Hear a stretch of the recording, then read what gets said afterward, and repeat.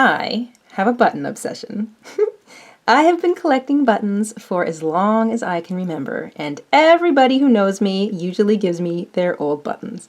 Every once in a while I try to organize them, so I've got a lot of my metal buttons together in pretty little mason jars. I keep my white buttons separate all the time because I find I use them a lot for replacements.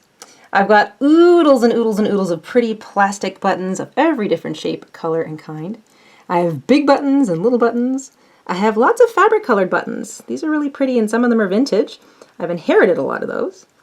I have buttons that are crazy shapes, fish and trees and snowflakes, sort of pretty pearlized buttons, heart shape, star shape, flower shape, you name it shape, I've got it. I've got leather and wooden buttons that I've collected. A lot of those are from the 70s. I love my fancy buttons. Some of these are off of old evening gowns.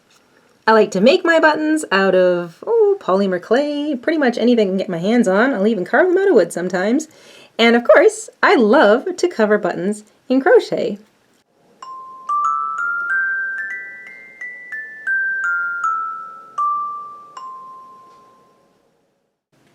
Hey everybody, welcome to the Jayda and Stitches show. Today we're going to marry up two of my favorite things, buttons and crochet.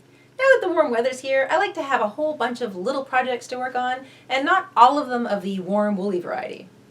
That's why I like crochet cover buttons. These are so pretty, and they lend a real old-fashioned, antique-y, vintage kind of feel to whatever project you want to put them on. You can actually use them as real buttons. You can use them as an adornment, or you can even turn them into jewelry, like I did with this one here. It's a pendant. Whatever you choose to do with your crochet-covered buttons, they become an instant heirloom. And for anyone who has ever inherited some crochet-covered buttons from someone in their family, you'll know exactly what I'm talking about. So without further ado, let's grab our crochet thread, grab a couple buttons, grab our itty-bitty little steel hooks, head on over to the craft table, and we will crochet over some buttons together.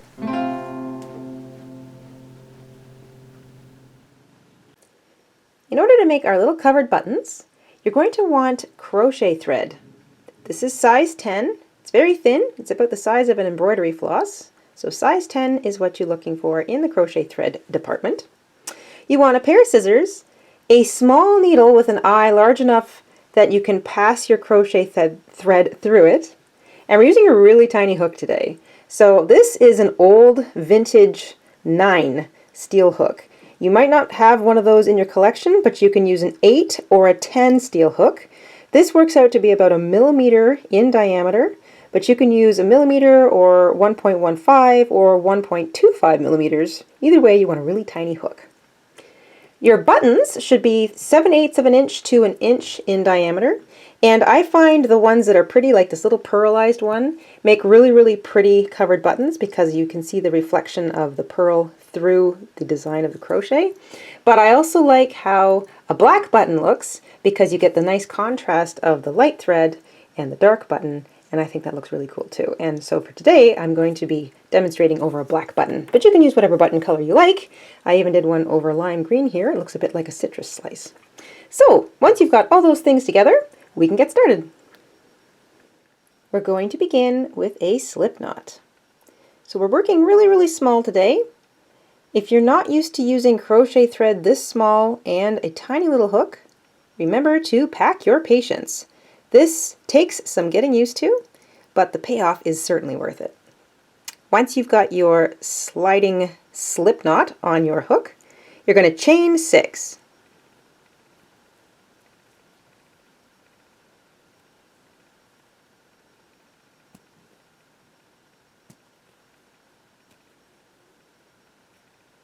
And once you have a chain length of 6, you can join with a slip stitch to the first chain you made, and that is going to be the ring in which we work everything. So if your ring closed in a little bit on you, you can pull up on your loop, take the butt end of your hook and force it through the middle of it, run it back and forth a few times on your hook, and that'll open it up so you can sort of see where you're supposed to be working. Put your hook back into your loop. I'm going to work over my short tail like I usually do, but you don't have to. You can leave it hanging out the back and you can weave it in later. It's up to you. We're going to begin by chaining 4.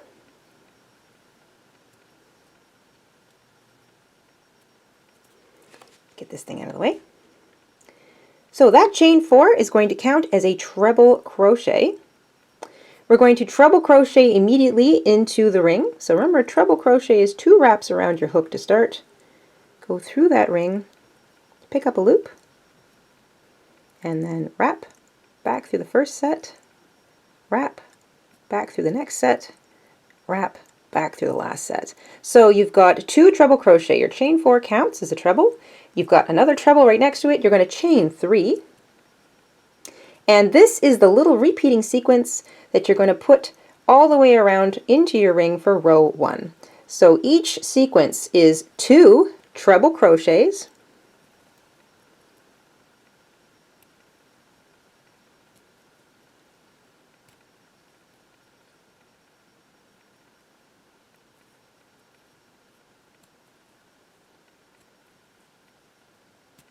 followed by 3 chains,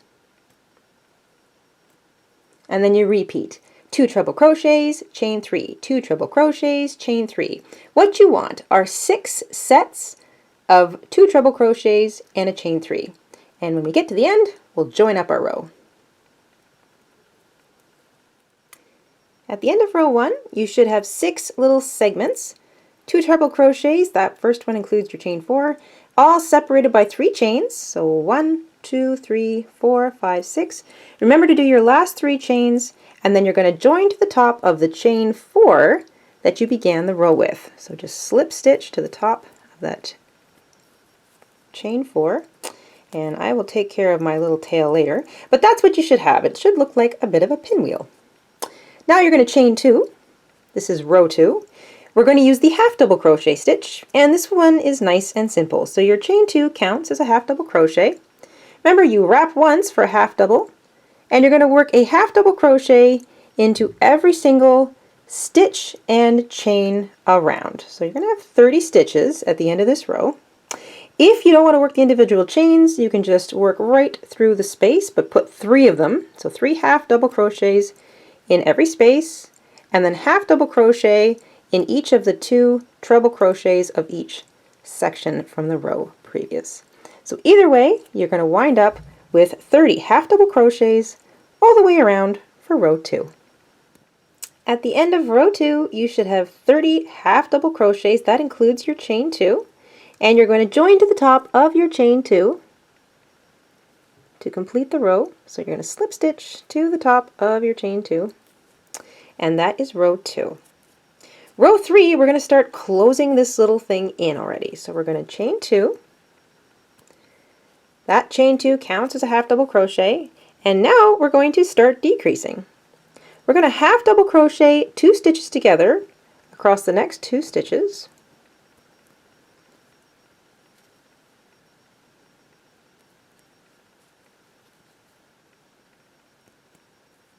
And then we're going to half double crochet into the next stitch. So a half double crochet 2 together, at least for the purpose of this pattern, is you wrap as though you were going to start a half double crochet, pick up a loop in the next stitch, and then just pick up a loop in the stitch next to that one. I don't use any extra wraps. You end up with 4 loops on your hook, and then you wrap and go back through everything. Then you just half double crochet into the next stitch. So a couple things to keep in mind, because we're working really small, it's helpful to pause if you're not sure where your next stitch is. So you can pull up on your stitch that you just made, and you can see that this is where the stitch was. So this is the next stitch that I'm working. I just worked a 2 together, so I want to half double crochet into the next stitch.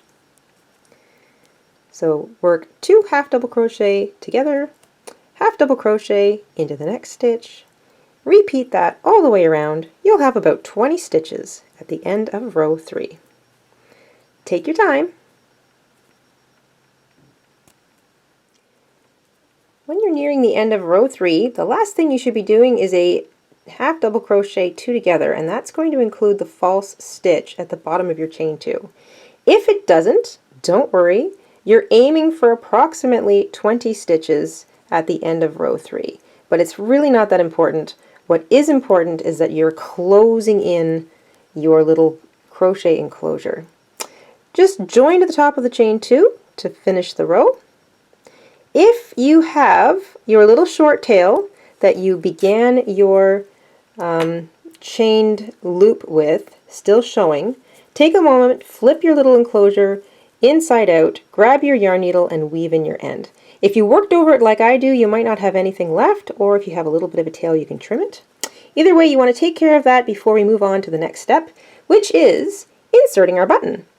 So I'm going to use a black button for this so you can sort of better see what I'm up to. You want to decide which side you want showing through the pretty little segments of your front enclosure. So I'm going to go with the bottom because it's smooth and black, and the right side, while meant to be decorative if I was just using the button plainly, has sort of an indent, and I don't really want that. So you flip over your little enclosure, make sure that the side you want showing is down, and just slip it in like you're putting on a slipper.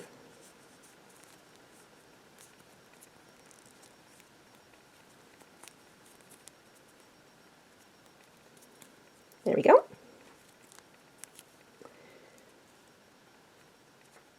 It should sort of sit with a little bit of an edge. It might be a bit slippery, and depending on the size of your button, it might want to swoosh around a little bit. So don't worry, we're going to close that in. I'm going to put my hook back in my loop, tighten it up, and now we're going to continue to get smaller and smaller and smaller. We're on to row 4. We're going to chain 1, and we're going to single crochet 2 stitches together all the way around. So you can pick up the first stitch that you chained 1 out of, and pick up a loop, and then pick up a loop in the stitch immediately next to that one,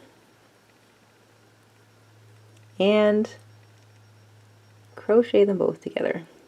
And you're just going to work crochet, single crochet 2 stitches together all the way around. This is a little tricky because you've got a button in there. You want to make sure that you're getting all of the stitches and you're not repeating the use of some stitches. So always pause. Okay, that's the one I used. I'm going to use the next 2.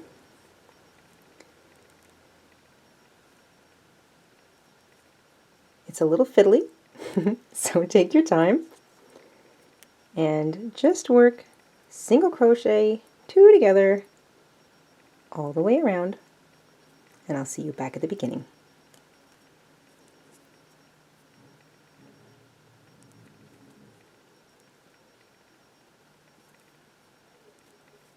At the end of row 4, you should have about 10 stitches left, and once you've worked your last single crochet 2 together, you can just find the first single crochet 2 together that you made and join to it with a slip stitch. And that's what you should have at the back of your button. Now you want to trim your yarn, in this case our crochet thread. I'm leaving a few inches because I want to show you another little trick. So we're going to fasten off, and now we're going to close up this little opening a little bit. So that's what we've got showing at the front of our button. I just think that is so pretty. It looks like a little flower. You want to grab your needle with the small eye, or the eye large enough that you can get your thread through it, and thread up that needle. It might take a few goes. Usually does for me. There we go. And now you want to weave it in and out through all of those stitches of row 4.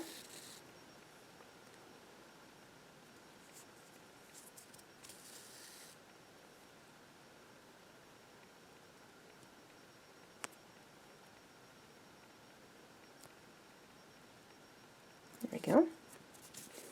And then gently pull tight to cinch it shut. It doesn't have to be completely shut. If you're going to use this as a button, you do want a little space so that you can see the buttonholes that you're going to use. So this little opening and the little tiny spaces around it, that'll help you if you want to use it as an actual button later on. You can also just sew it to clothing using the back of your crocheted enclosure. If you're going to do this and turn it into a little pendant, You're going to keep this thread. So after you've cinched shut your circle, take your needle and run it through to the top. Now, if you're not turning this into a pendant, you can knot your yarn off and then just weave it in back and forth like you would with any other project.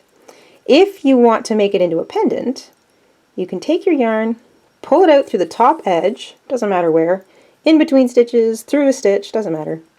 Take your needle off, grab your hook, and we're going to do a little magic. So I am going to put my hook through a piece of a stitch right next to where my thread came out. So I hope you can see that. So I just put it through a piece of a stitch right next to my thread, and that becomes a loop on my hook. Now I'm going to pretend like I never stopped crocheting, and I'm going to chain 6.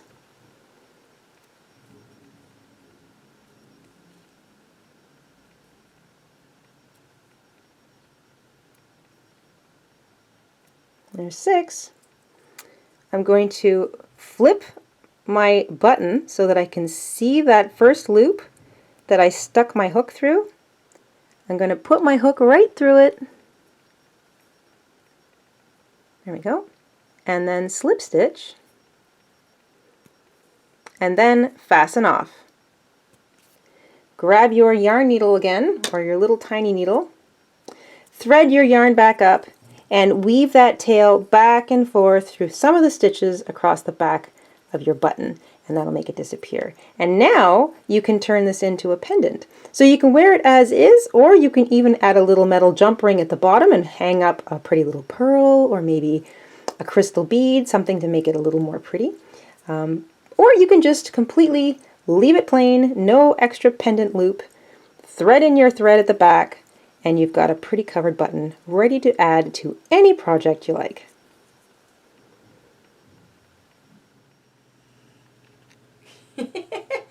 And that is a simple little crochet cover for a plain old plastic button. You can start making your own heirlooms today. I hope you enjoyed making these along with us this week. And for all of you who are new to the show, make sure you subscribe and you turn on your notifications. We upload a new video every Friday, and we wouldn't want you to miss out on any of the fun. Until next time, stay safe, stay crafty, and have an awesome week.